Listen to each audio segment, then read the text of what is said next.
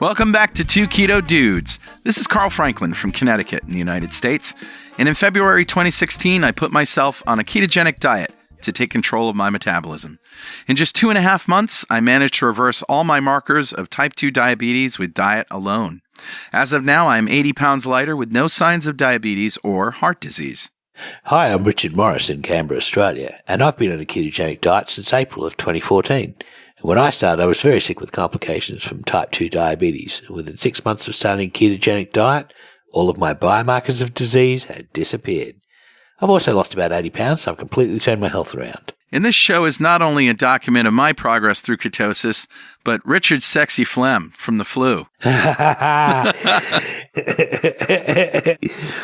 a little Easter egg for people who actually listen to this. Right. And Richard's experienced thriving for years in ketosis. Oh, yeah. And hopefully that might help a few people who are curious about this kind of dietary hacking. Yeah, we're not doctors. We don't want to give anyone any medical advice, but we are keen to share our own experiences. We're actually both software developers, so we're not afraid of a little technical detail, are we, Carl? Oh, no way, man.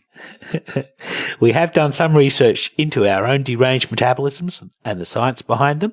We hope to share some of that research. Where possible, we intend to put links in the show notes to cite research supporting any claims that we make. And you probably work out pretty quickly that we're both foodies. Oh, yeah. We love to cook and we love to eat.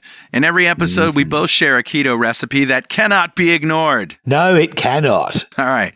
So let's start podcast number 78, The History of Dietary Guidelines with Gary Fettke.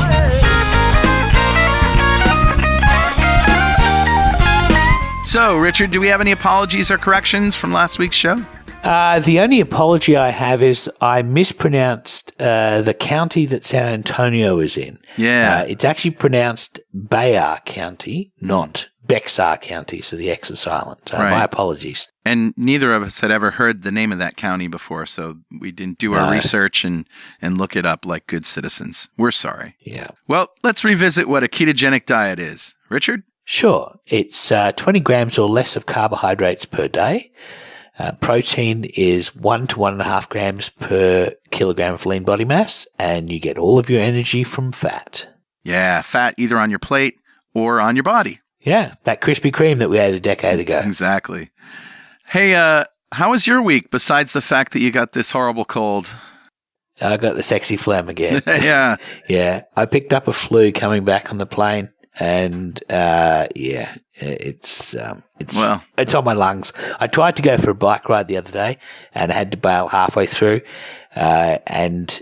All my cycling friends have been saying you're crazy for cycling when you have a flu. So I'm going to bail on that for a bit. I'm getting ready to go to Thredbo, which is a low carb conference at a ski resort, which is about 3 hours south of where I live currently. Mm-hmm. And that's going to be fun. I'm going to get to meet Dr. Peter Bruckner, the team doctor of the Australian cricket team, and a couple of other people, and I'll hope to do some recording then of some podcasts. Otherwise, I've just been trying to get over my flu, and Jules and I are both now fasting every Monday and Tuesday. So I'm in day 2 of a fast, which is awesome. You must feel much better. And I bet you're eating a lot of bone broth while you're not fasting, huh? Yeah, absolutely. I made a whole bunch of smoked pork hock broth, which is delicious. Yeah. Nice. So how was your week, Carl? Well, my week was pretty good. It was a musical weekend anyway. The band played downtown and we had a really good time. And at Daddy Jack's. Yeah, at Daddy Jack's. And I got some videos edited and put up on the YouTube channel. And we're slowly getting the videos from Keto Fest up on our YouTube channel, which is at youtube.2keto.com. And just cooking class videos are starting to come in now. So keep watching that and you'll see what we've been doing. Also, we launched our Patreon channel last week. Right, yeah. And that's at patreon.2keto.com. Thank you if you have donated. And if you haven't, maybe you might want to. I don't know. If you feel like it. Thank you to everybody who has. Yeah. We're very grateful. Yep. Yeah. Well, this is the point in the show where we pick a winner of some swag from our 2 Keto Dudes fan club, which you can join at fanclub.2keto.com. And every show we like to give away some stuff. Right now we're giving away Two Keto Dudes coffee mugs. And today's winner is Bryce Palmer. Well done, Bryce. Yeah. And just by going to fanclub.2keto.com and signing up for the fan club, Bryce just won a mug with our mugs on it. Hey, you can look at us while you drink your coffee. Or whatever else you drink. We don't care. And if you want one of those mugs, but you can't afford to wait until you win the competition, you can always go to gear.2keto.com. Absolutely. Where they're available for sale. Along with t-shirts and other yucky stuff. All right. Now it's time for us to read some...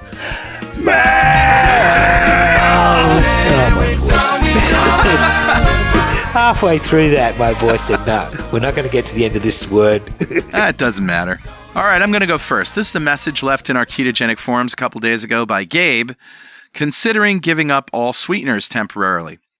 And he says, I got an email from a world-renowned, exceptionally talented biochemist who I am acquainted with, answering a couple of questions I had about low-carb, high or healthy fat, whichever you like to say. One of the points he made was that sweeteners of all kinds, both natural and unnatural, caloric, non-caloric, trigger insulin release from the pancreas. They are, in his words, quote, an addiction. 6 weeks, he says, of avoiding any and everything sweet eliminates the cravings. I respect this guy so much that I'm considering it, even though I have a bunch of recipes I want to make with pure stevia, erythritol, and Yacon syrup, Y-A-C-O-N. I've never even heard of that one. Yeah. Yacon? Yeah, I've heard of that one. Yeah. It's a Peruvian ground apple or something. But Okay. And then he says, anyone else tried going off all sweet things? What is your experience with it? And there were some really great answers like this.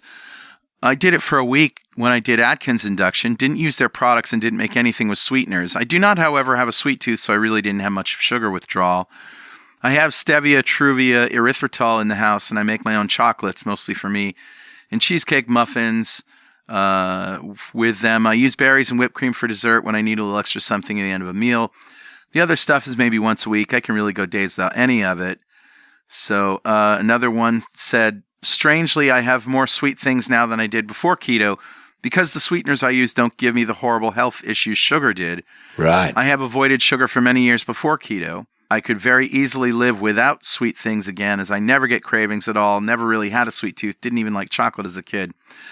So I think this is reflective of the individuality that we see in our community, which is some people have sugar addictions and sweet addictions that are so strong that even things that are sweet but not insulinogenic necessarily will cause the same response or a moderate response, and they need to go cold turkey. Other people, such as myself, I rarely ever have anything sweet, and every once in a while I have a little bit of bittersweet chocolate, 70% chocolate or something, but that's it. I don't use any of that stuff anymore. So, right. Who knows? I don't know. I think it's kind of irresponsible to lump all sweeteners into the same basket and say they're all insulinogenic. There's actually something called the cephalic phase of gastric secretion, which occurs even before food enters the stomach, and it can be caused from just the sight or smell or even the thought of a sweet food. Wow! And basically, it's the brain via the vagus nerve telling the pancreas, get ready because we think, on the balance of all evidence, that there is something coming in that you're going to need to respond to. So we make insulin even when we don't need to. The stomach will also, as soon as the stomach gets something in it, as soon as the stomach is stretched slightly, that will trigger the pancreas to make insulin as well. So there's a lot of things that do it. And this renowned biochemist is correct that, that sweet foods do have a cephalic response. Yeah, there you go. Yeah, so apparently he's right. Like I say, it will depend on the person, of course. Yeah. If you've been doing keto a long time or you've been fasting, you might be okay with some berries once in a while or some chocolate. But obviously, if it brings out the Tony Tiger in you, you're going to want to limit them more. If you turn into the Cookie Monster, it's probably a good idea to try cutting that out. Yeah. Good advice. All right. What do you got, Richard? So I've got one. This one actually came as an email, which is unusual for us. And this email came to us from Dwayne, and he said, thank you for your time, gentlemen. I seem to have put myself in a bind. I really need to stay under 170 pounds for at least 2 years to qualify for an affordable tier of insurance. I'm a CAD draftsman, and I have 6 children, so exercise is very difficult to fit into my schedule. He goes on to say, I ate a 6-ounce sirloin steak with 2 cups of buttered broccoli and gained over a pound. A cup of guacamole adds weight. I haven't crossed 15 grams of carbs in a month, so I'm confident that my insulin remains low. Please consider a podcast episode that addresses my mistake and how others may avoid it. I'd be happy to share my meal tracking and weight history if it helps. Thank you for everything you've done for our community, gentlemen. Yeah, you're welcome. So, Carl, you had a comment to this one. Yeah, that's right. I wrote him back and said, hey, Dwayne, first of all, congratulations. Well done. Yeah. I wouldn't worry about gaining weight at this stage of your journey. Your body obviously wants to have a bit more paunch than you're happy with. By reducing calories, you're turning down the thermostat on how much energy your body will expend over a day. If you eat 1 meal a day, make it count. You will find, I think, that your weight will stabilize, and you'll be happy with the food you're eating at the same time. The body is pretty smart. Anyway, that's my 2 cents. Maybe Richard has some better ideas. Yeah, I think that the simplest explanation that fits the facts is that in the process of imposing a caloric deficit to force his body to draw down stored energy, he also slowed his metabolic rate. According to Dr. Finney, within a few weeks of caloric restriction, we can lose 25% of our metabolic rate. The problem is, as soon as you take your foot off the caloric brakes, you gain weight rapidly because your ability to use energy has dropped. Also, your satiety signals are driving you to make up for what your body thinks was a recent energy crisis. The classic answer that you're going to get from personal trainers is to increase your metabolic rate by building muscle through weight-bearing exercise while slowly releasing your inhibition or on intake. But unfortunately, it takes a lot of additional muscle to replace 25% of your total metabolic usage rate.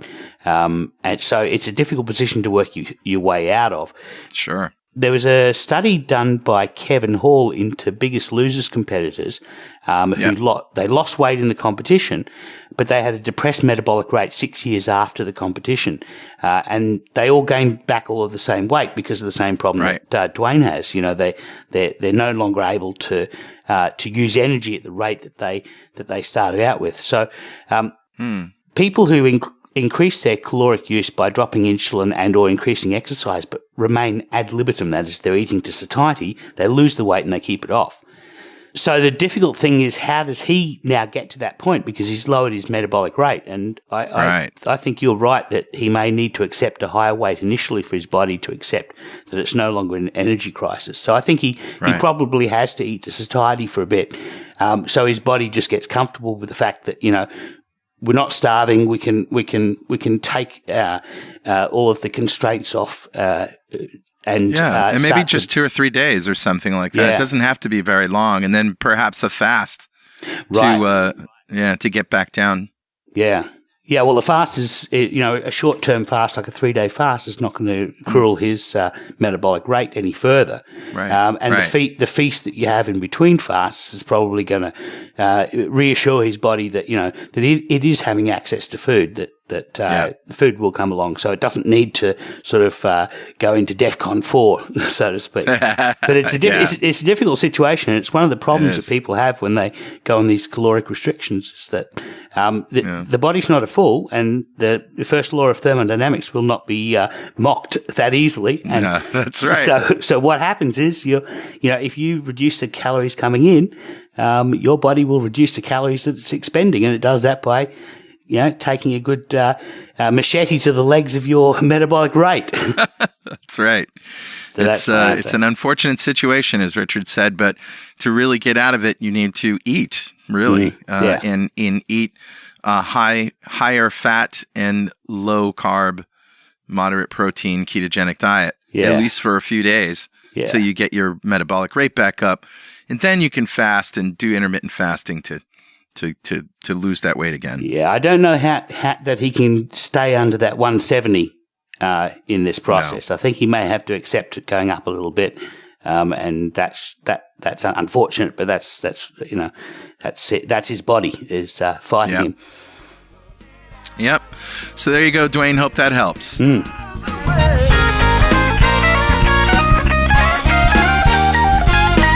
So that brings us to our guest. On the phone with us right now from somewhere in the Midwest. Yeah, an undisclosed location, yes. Yes, that's right. Is Dr. Gary Fettke. Hi, Gary. Hi, guys. Good to talk to you again. I think it's good morning and good evening and wherever we all are at the moment. Right. So what are you doing in Wisconsin? I've been invited to speak at the CrossFit Games, which finished up yesterday. And they had a health conference, and they invited Professor Tim Noakes and myself to speak at the meeting. And I was given the option of having a pretty well open card of what to speak about. Oh. So I decided to speak about everything. Oh, boy.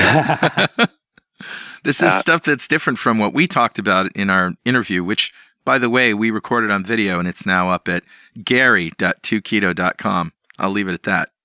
So what were you talking about? Literally the central role of nutrition in everything, and effectively its role in our health, our education, economics, politics, environment, and belief.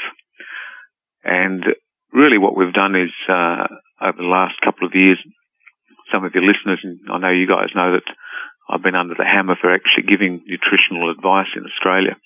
Right. And, being under the pump with now 3 notifications to the medical board for recommending that my patients have a real food which is fresh, local and seasonal. Mm-hmm.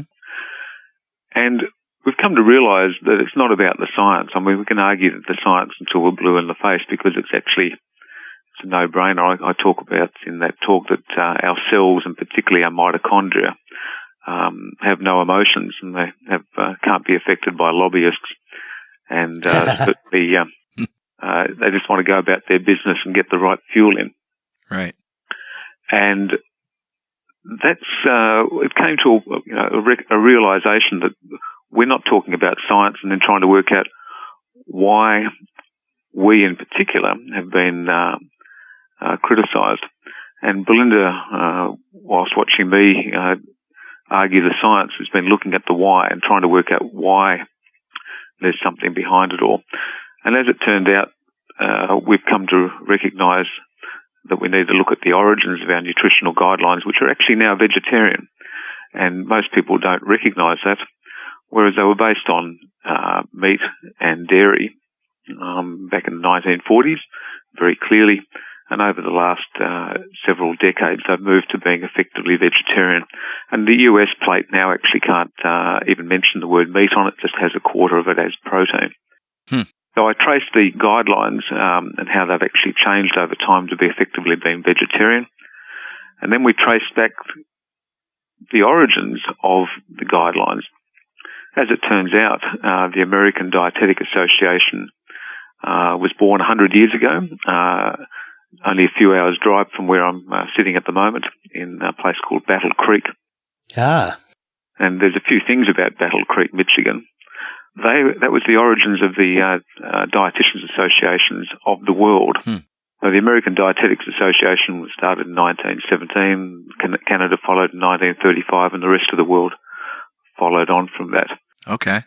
And so everything around the world is actually based on the American Dietetics Association origin.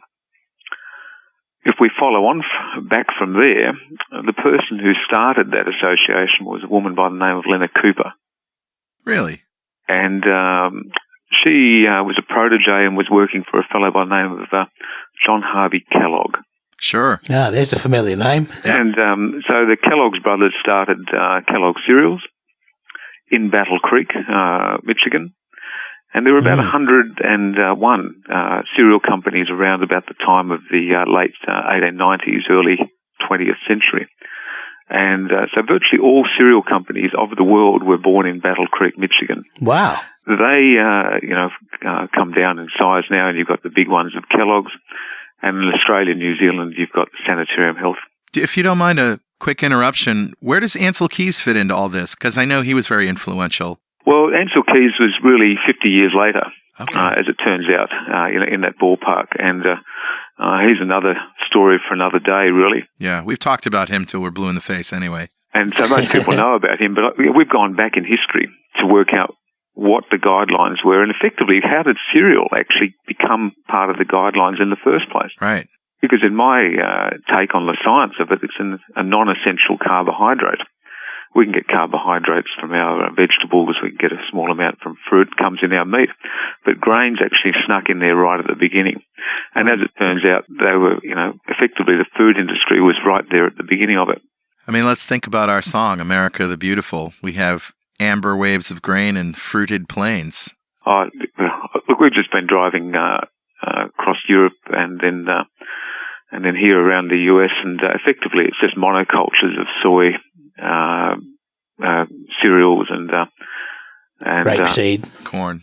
Yeah, rapeseed and corn. I actually get out of the car and I kick the dirt around because I'm really looking at the environmental aspect of this, and the ground's becoming sterile. It's losing its organic matter, and that's part of the talk as well. Mm. So we chased down Lena Cooper a little bit more. So she was there with Kellogg's right at the beginning. She was a protege, worked with the company. She was a vegetarian.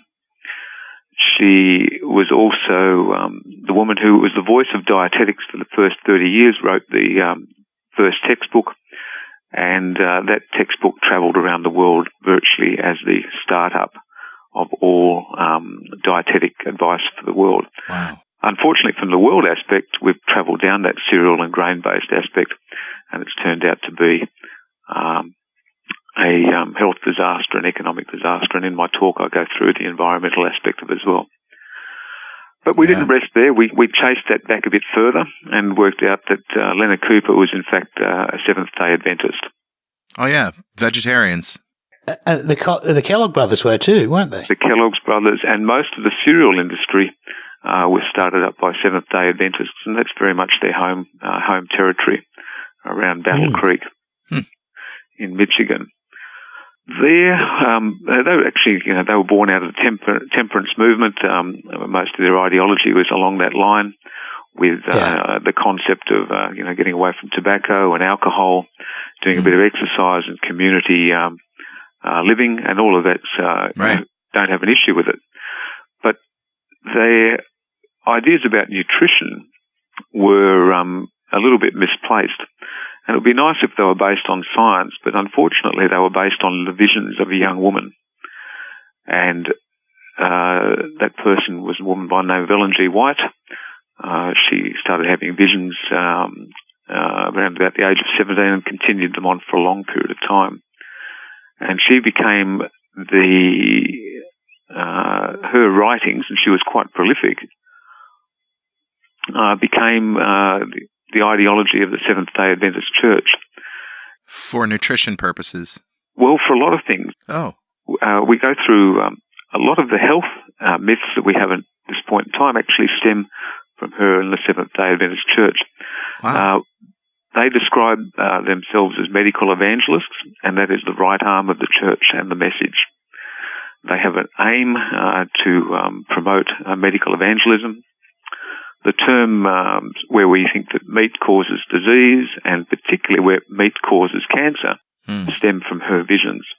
Wow. And it's quite dramatic. I mean, and they don't hide it. You can go and read through all of her writings and there's material about her visions, and it's all well and truly advertised. I actually worked for some people who were in the Seventh-day Adventist Church, and we're doing a medical startup in California near Loma Linda. And I found them to be very intelligent, extremely compassionate and passionate people. I didn't agree with the vegetarianism, of course, because, I eat meat. I like it. But and they had tolerance for me, and I did them in terms of nutrition. It's all of our research points to the fact that they're very welcoming, but they're going to definitely sway you around to vegetarianism. The whole concept of cereals and grains was another one of her ideologies, and the Seventh-day Adventist Church adopted that over a long period of time. She also had another vision, which was an interesting one, in that she, part of the medical evangelism and promoting it worldwide, was that she felt that they needed to go that pathway, And when her father asked her about the vision, which countries did you see? She said, the angel told me Australia. Right. So 16 years later, about 1890, she travelled to Australia with the elder stepbrother of the Kellogg's brothers, Merritt. And Merritt and she started up Sanitarium Health and Wellbeing Food Company in Australia. Right. No kidding. And the Sydney Adventist Church and Avondale College. The difference was that they took the model of cereal commercialization and they kept it under the umbrella of the church. So Kellogg's in the US is a publicly owned company, whereas Sanitarium is a church-owned one and doesn't pay any taxes. And they promote vegetarianism, and they do a lot of medical evangelism. When you start searching through the messages of the Sanitarium Food Company, I'm a bit compromised, by the fact that they also sell stuff like Up and Go, which is heavily sugar laden. Yeah. So I think there's a bit of hypocrisy there within the company, but nonetheless, they are one of Australia and New Zealand's most respected companies, trusted. Along that way, but they're making a lot of money and they are putting it straight back into health promotion.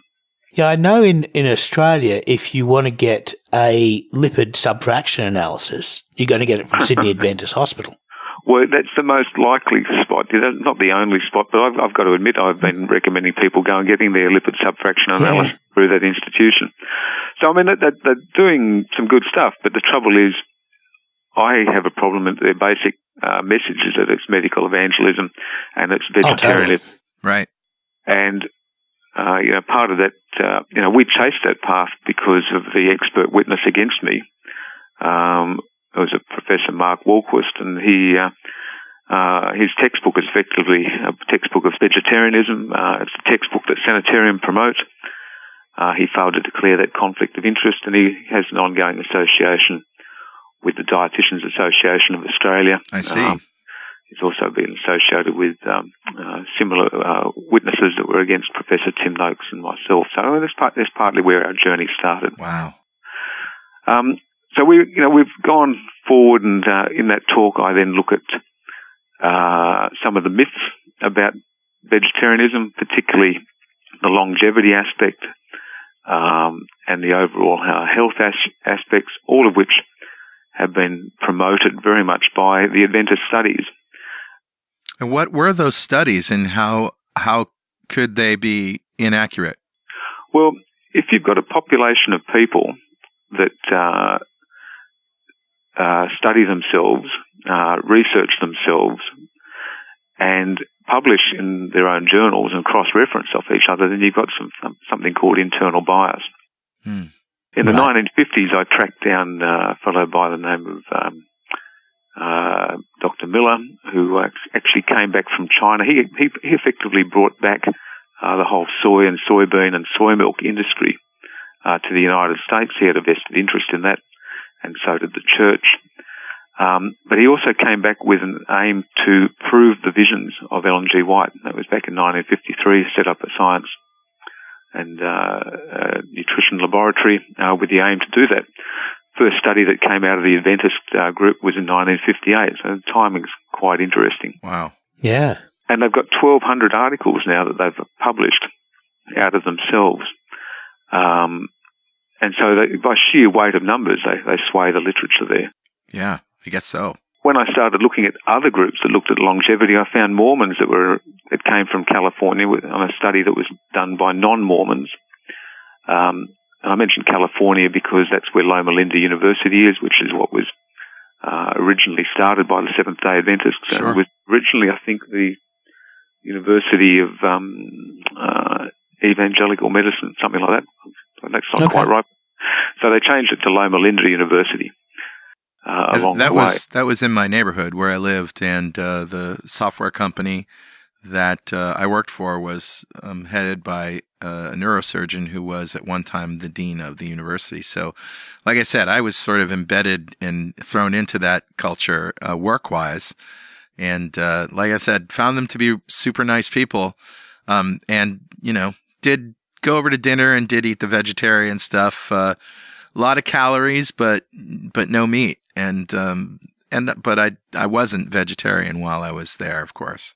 Well, look, I think I keep coming back to the fact that they're well-intentioned. Yeah, sure. Got it wrong. And I'm not, this is not about having a go at the church. It's looking at the origins of our nutritional guidelines, no, I which totally have been agree. placed around the world. And I actually think, we need to rip out that whole generational education that our nutritional guidelines are right around the world. And so every dietetic association that's advising every diet guideline for every government in the world has a flawed beginning.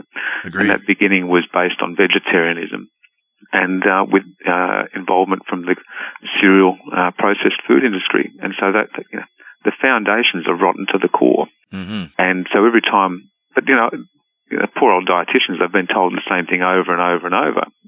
And they've come to believe it. It's just not based on science. It's based on the visions of a young woman. Wow. And so we've moved on from there, and we look to see where the Seventh-day Adventists have taken their message and to promote vegetarianism. And that in itself is really interesting because they're pacifists. They've involved themselves primarily in medical evangelism and education. You mentioned medical evangelism a couple of times. What can you define that, or is it just? I'm trying to wrap my head around that term. Yeah, look, essentially it's a promotion of health. That sounds great in itself, but the promotion of health is to move everyone across towards a vegetarian lifestyle. I see. And that has been associated with a lot of money and a lot of propaganda. And we see more and more the rise and rise of vegetarian concepts in the media nowadays. To take it back, the very first people to put product placement into society were the cereal companies with all the cartoons with the Flintstones, Huckleberry Hound. Yeah.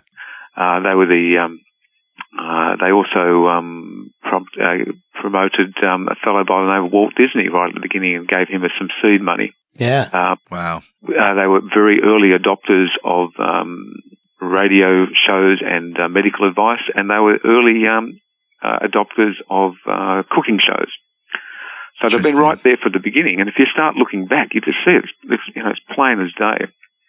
And if you want to control the education of the people, if you want to control the propaganda and the ideology, then you need to control the education and then you need to control the media. So we've looked at where they are now.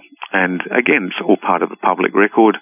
The 2016 report shows that there's about 80,000 churches around the world. They're in virtually all countries of the world.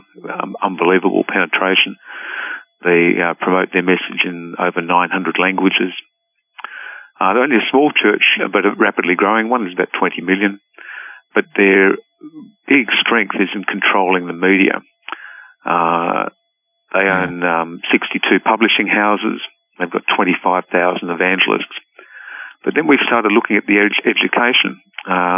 You and the crew may be surprised to know that they are the second biggest educator in the world after the Catholic Church. Whoa. Wow. And they've only been going 150 years since 1863. You want to hear some irony, Gary?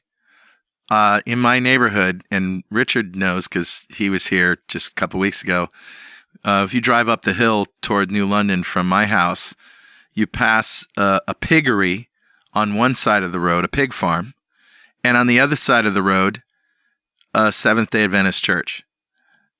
And they're like right across the street from each other, and I never found that ironic until just now.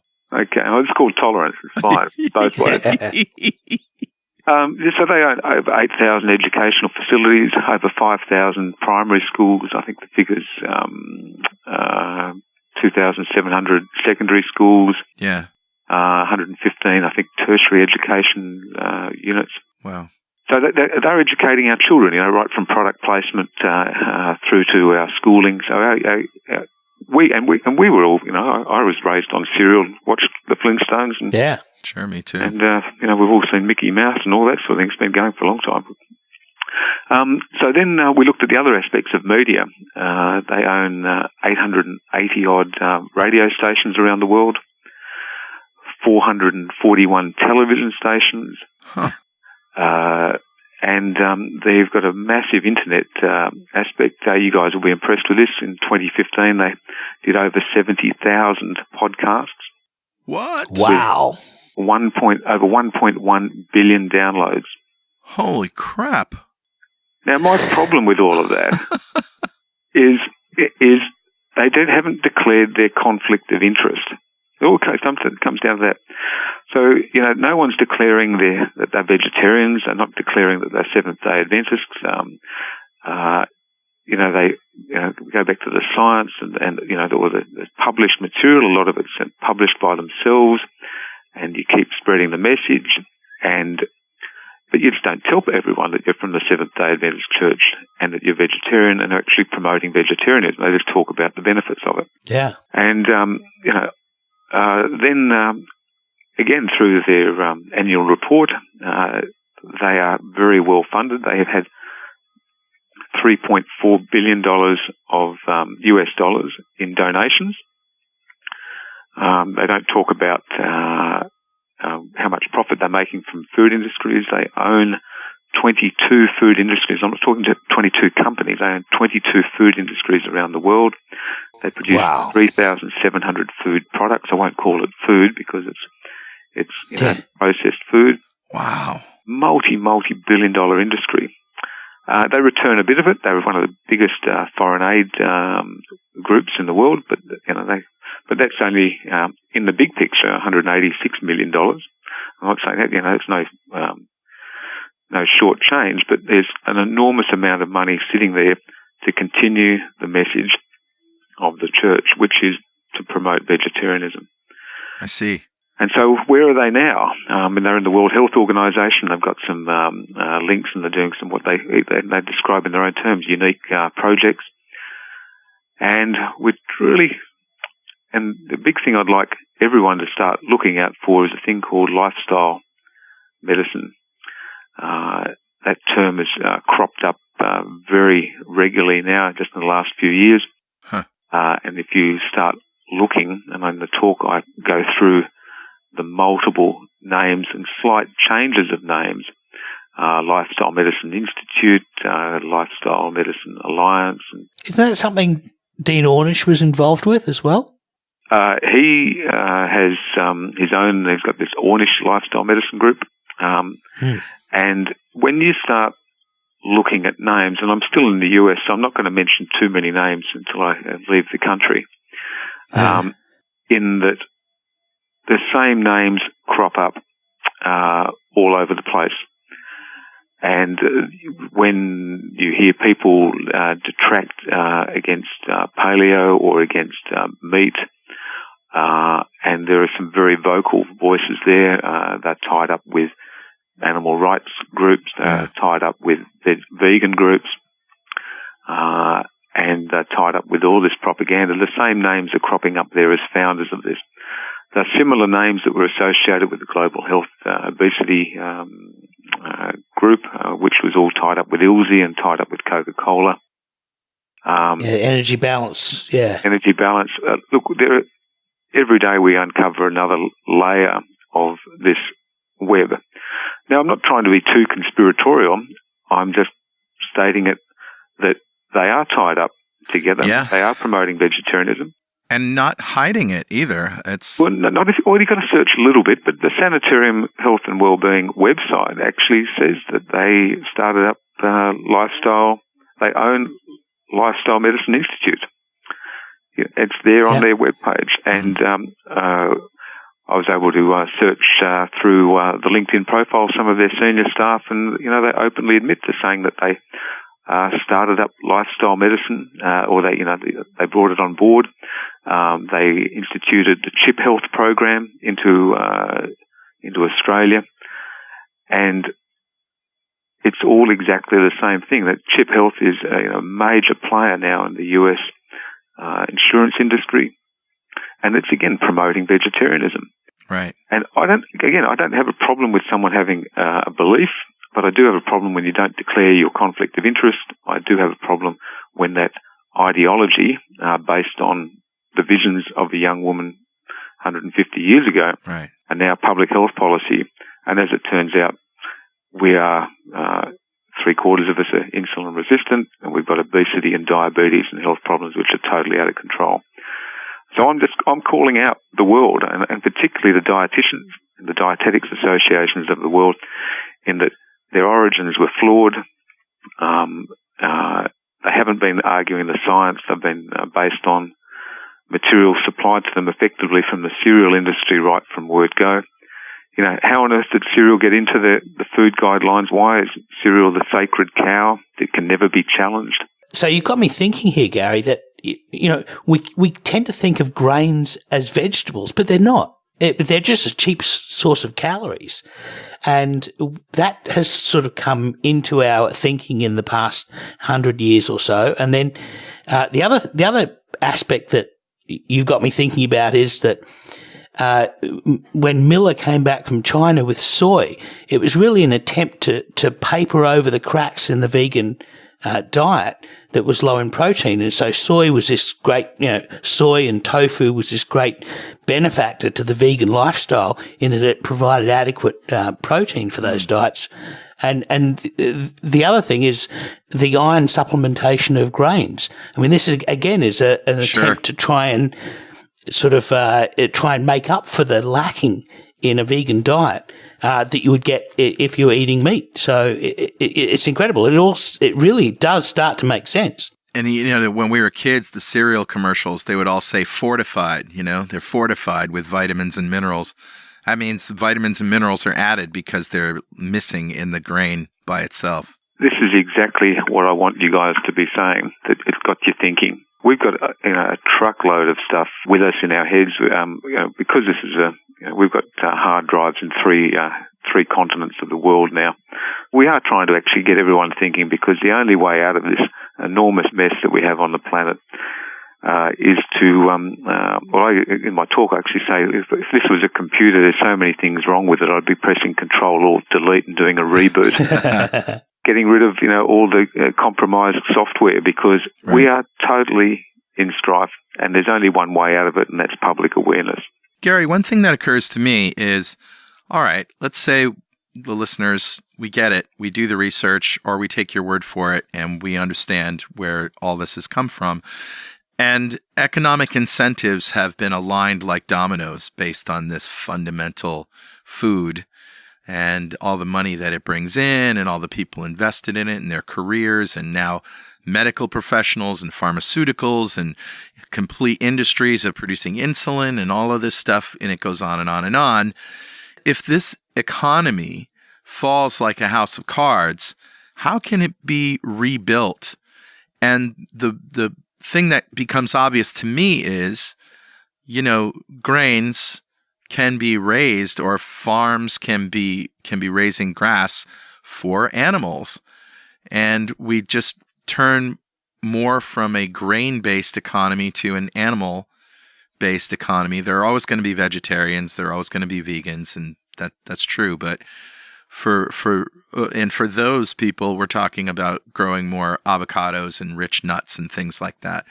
But do you see that happening? Do you see the entire grain industry sort of moving into a low carbohydrate way of supporting itself?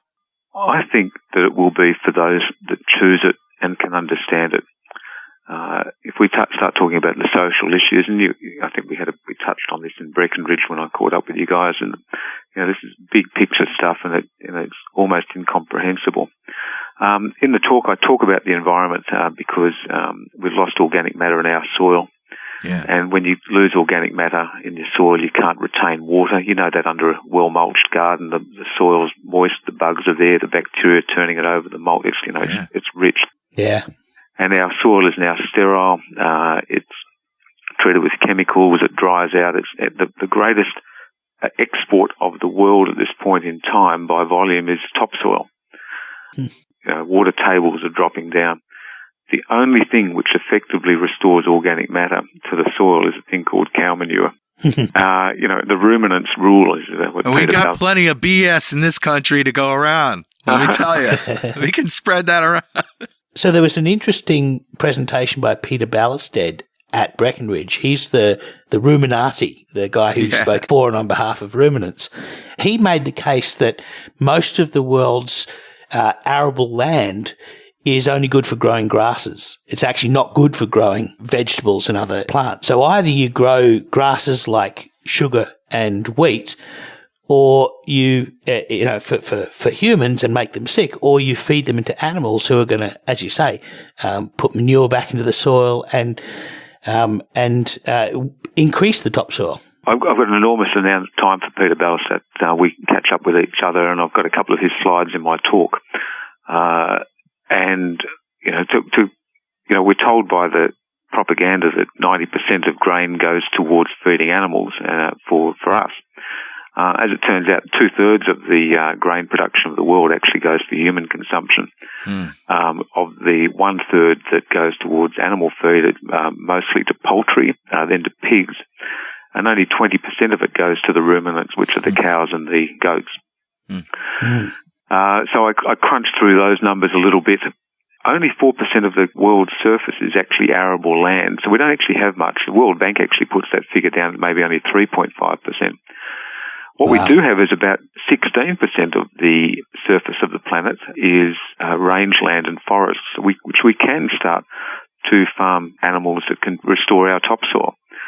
So I think we need to see a shift at a planetary level towards looking after our soil, because it's at a crisis point now. We've lost 80% of our organic matter in the last 100 years and 30% in just the last 10. Wow. So we need to, it's at a crisis point. We're producing food for quantity rather than quality, and we've been doing that for too long. Right. And the nutrients of our food is going down. So I have a real struggle. Even if you understand what I talk low carb, healthy fat, and you want to eat fresh, local and seasonal food, it's actually even hard to get the nutrients in it that was there 30, 40 years ago. Yeah. What can we do at a local level? You can do that in your own backyard. You can start, what can we do at a community level to raise the awareness? What can we do at a national level? Well, first of all, call out the dietary guidelines, and what can we then do at an international level? We'll call out the dietary guidelines again.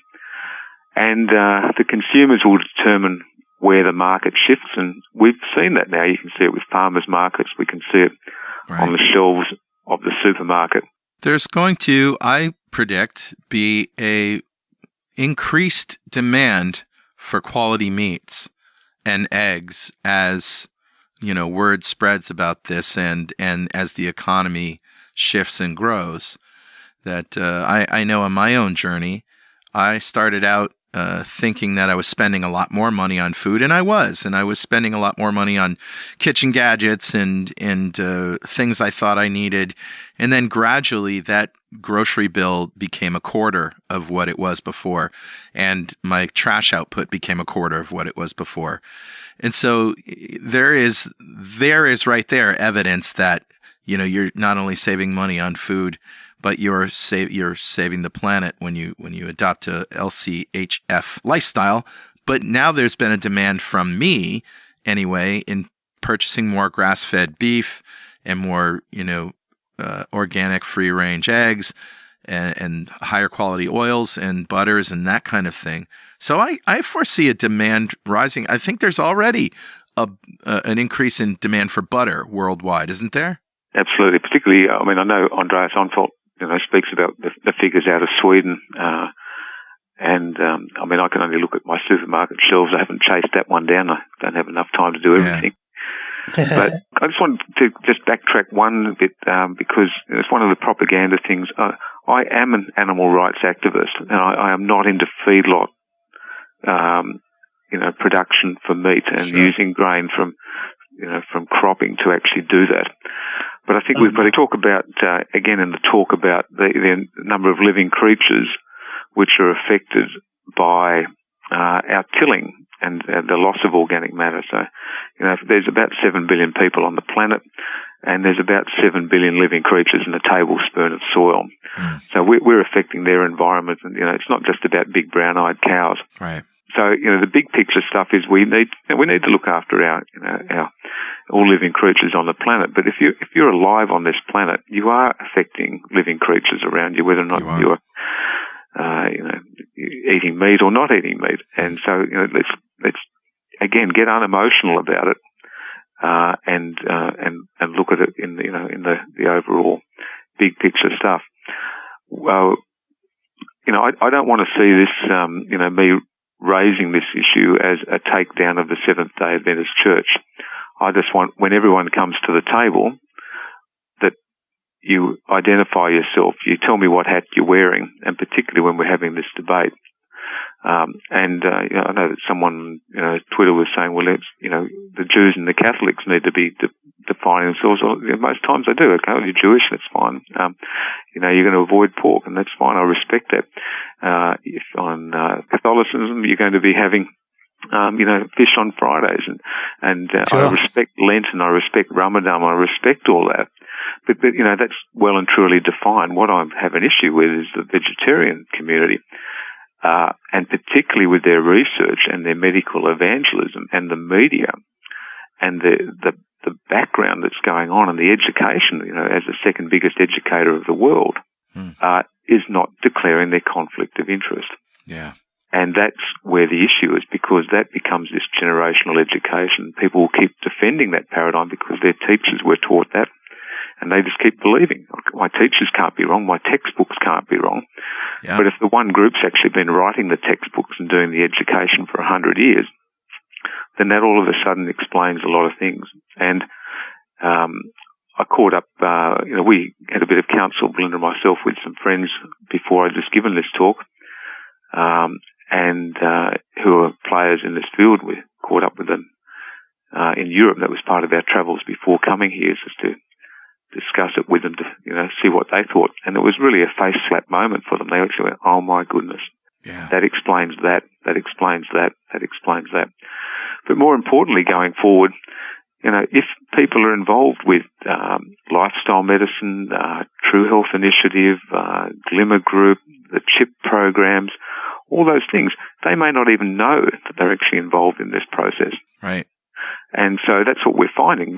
People are going, oh, crikey, I actually gave a presentation at that lifestyle medicine concept, and then quite a few of them have come back to us and said, actually, I gave that. Gosh, it was like a church, and I didn't realise, but it was only vegetarian food that was served, and they were promoting vegetarianism. Yeah, and that's fine, but declare that conflict of interest. Mm-hmm. Gary, it's been eye-opening to an unbelievable degree, and it's always a pleasure to talk to you. So thank you. Look, thanks, guys. Look, we've started a new website to really defend this, just in case we've upset too many people and they want to knock us off. Okay. And it's quite serious. People a couple of 100 years ago were burnt at the stake for raising any criticism against the church. Yeah. And sure. We've started a new website called isupportgary.com. Excellent. Which has a copy of my talk on at the moment. We're still waiting for the official one to be downloaded from CrossFit, because with the formal audio and all the video, but at least the talk is there with the presentation, so people can have a look at it. We've got some cross-references on it. One of the things that my talk, everything that I've stated is referenced, and that's all on the slides. So when people say, oh, he's making it up, I'm not. It's all there. Great. And it's just really the tip of the iceberg. I really implore you guys, everyone, look into it further. There's a lot out there, and once you start looking, you'll start finding it. So again, thanks for your support, guys. Thank you, Gary. You're a true hero. I wouldn't go that far. I'm just stubborn, and I've stood my ground on this issue. All right. Good on you. Thanks, mate. And before we get on with the rest of the show, I just want to point out that Music to Code By is still going strong amongst people who need to focus. And this is music that I designed to promote a sense of flow and focusing on a task at hand. They're 25-minute pieces of music based on science that are neither boring nor distracting, with a beats per minute and repetition that has shown to promote focus. And I have thousands of happy customers. Hopefully you'll be one too. Go to musictocodeby.net. Actually, I must say I'm one of your happy customers, because I use Music to Code By in my ears when I'm coding. Yeah, I use it when I need to go to sleep or when I just need to shut out the world. It's like magical stuff. And speaking of magical stuff, oh my God, Gary Fettke blows our mind again. Everyone expected him to zig, and he totally zagged. That was just awesome. Everybody was expecting a presentation on no fructose, and they got basically an entire precis of exactly where we got our dietary mistakes from. Yeah. Well, that made me hungry, so I think it's time for recipes. Shouldn't do that. Well, while you're recuperating, I'm going to go first because mine is so easy. It's almost a cop-out. It's so easy. But I'm going to tell you how to make quick aioli. What's aioli? It's like a garlicky mayo. Now, when Richard was here, I remember once we had some Fox Hill Kitchens bread, which you can get at bread.2keto.com, by the way, some bagels, and I had made some chicken salad. And I basically made this really intense mayo. So I took mayo, a shot of Dijon mustard, some salt and pepper, and some garlic powder. It wasn't even crushed garlic. It was just garlic powder. And just mixed it all up and slathered that on the bread. And it just pops. It just tastes so good with that chicken salad and bacon and smoked Gouda that we had made. And now I can't stop using this in place of regular mayo. Like anytime I want a sandwich or something or want something with mayonnaise in it, I just mix up a little bit of this aioli. It's just half a cup of mayonnaise, a tablespoon of Dijon mustard, salt and pepper to taste, and maybe a teaspoon of garlic powder, and just mix it all up. And wow, awesome. Nice. That's all I got, man. That's all I got today. We actually had fun when we were in New London making mayonnaise. We had several attempts because it gets very close. And you know the frustrating thing? When we got home, Julie said, I'm going to make some mayonnaise. And she just started the gadget up, started pouring in the oil. Perfect mayonnaise sitting up. It was like solid as. And I'm like, you're showing off now, aren't you? We tried 3 times and we got it to a point where it was really great. And then it just turned to liquid. Yeah. Yeah, it's so easy to get it to do that, but anyway. I guess you have to have the right magic bullet or something. We didn't really have a good one. Yeah, the right mix master or whatever. All right, what you got, buddy? So my recipe, guess what? I'm going to do pulled beef again. No way! Yes way. I'm going to do this recipe that I did at Keto Fest during the cooking demo. I did pulled beef 6 ways, and today I'm going to do a Mexican taco style beef. Awesome. To make the beef, it's the same recipe as I've done in the past 3 podcasts. I start off with a 4 kilogram bolar blade roast or maybe 2 chuck roasts. They're normally about 3 pounds each, so maybe 3 chuck roasts. Mm-hmm. And I'm going to put it in a slow cooker. I'm going to put a little bit of liquid in the bottom of it. It could be stock, it could be water, it could be whey left over after making cheese. I'm going to add a couple of bay leaves and a sprig of thyme, and I'm going to cook it for about 12 hours. You want to get it to the point where the beef is just falling apart.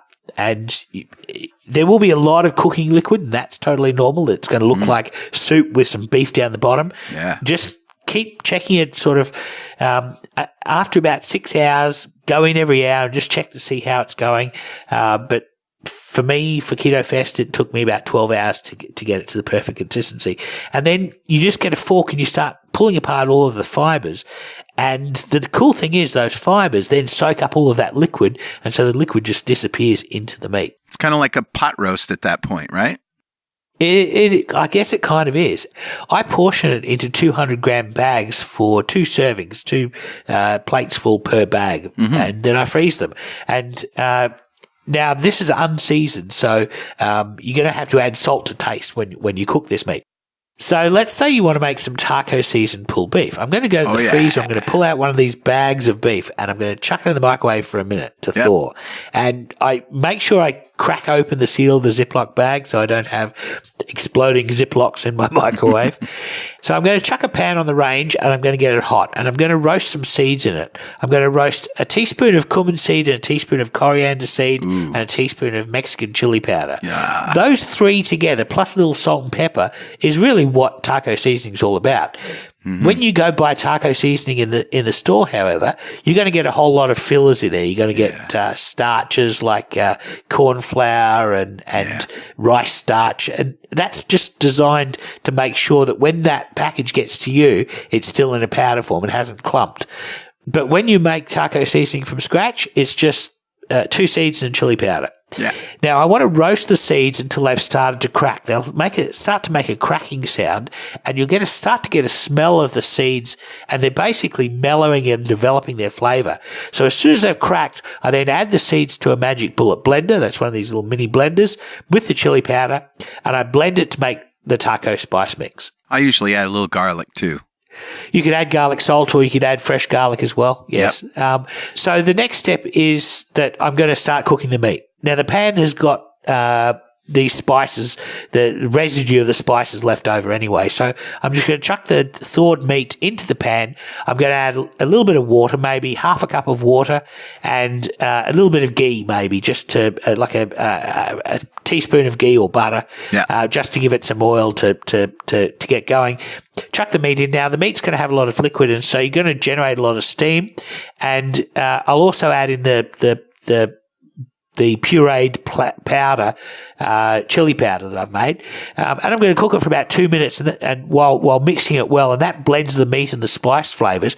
And what we're doing is we're taking a meat flavour that has been developed over 12 hours and we're adding to it a spice flavour that's just been invented in the last minute.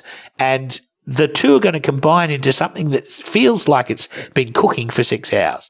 So it's a remarkable piece of magic. So once you've cooked it and you've blended these flavours, salt to taste, take the pan off the heat, and I swirl through some sour cream, but you can also just serve it with a dollop of sour cream, some guacamole, grated cheese.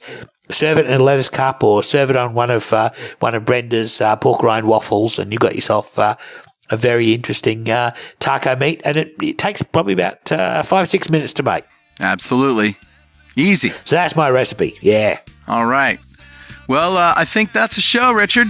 Of course, if you have anything that you want to tell us, something we said wrong, something you don't agree with, some more research that you found to support or refute anything that we've said, send it by email to dudes@twoketodudes.com or post it on our website. And you can follow us on Twitter at 2KetoDudes, on Instagram at 2KetoDudes, and make sure to use the hashtag 2KetoDudes. And of course, if you want to join the free ketogenic forum, it's forum.2keto.com. And if useless swag is your fancy, t-shirts, coffee mugs, and other junk with witty keto sayings on them, head over to gear.2keto.com.